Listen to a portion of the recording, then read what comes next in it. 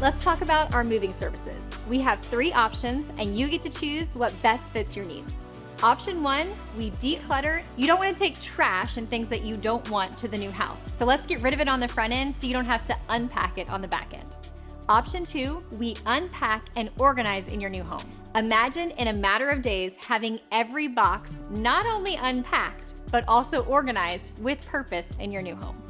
Our third option we like to call concierge moves. We'll take care of everything, and I mean everything.